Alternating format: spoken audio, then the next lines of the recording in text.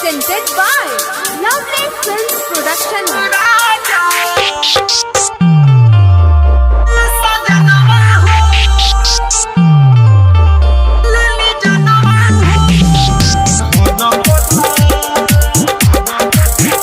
पता खुद खन कावताटे रोई रोई तो होके बोलावताटे खन पता खुद खन कावताटे रोई रोई तो होके बोलावताटे ई कंगनवा हो ए सजनवा हो ई कंगनवा हो ए सजनवा हो खन पता खुद खन कावताटे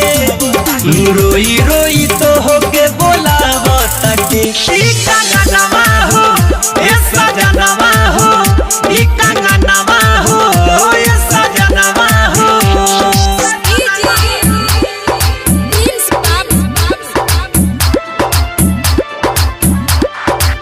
आप सुन रहे हैं अमित पटेल की आवाज में।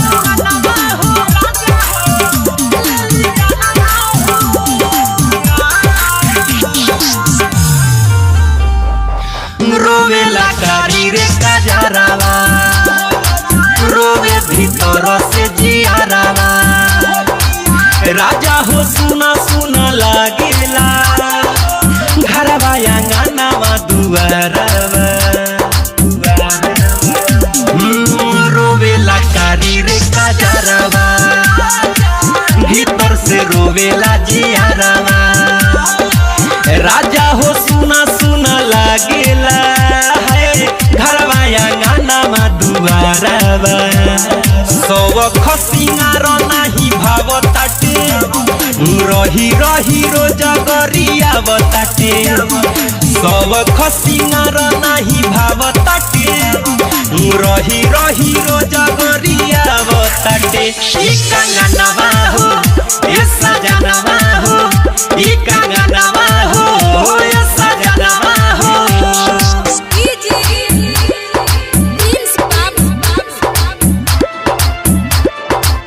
आप सुन रहे हैं अमित पटेल की आवाज में।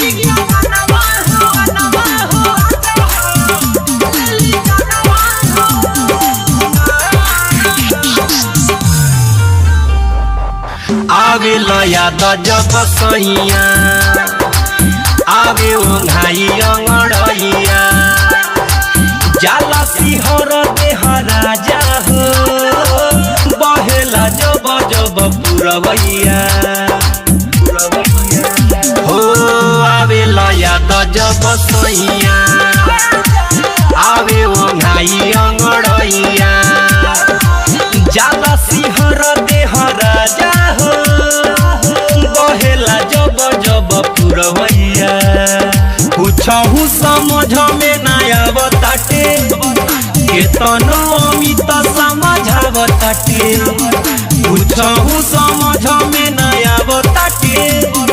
केतनो दिवाकर मनावताटे ई कंगनवा हो ए सजनवा हो ई कंगनवा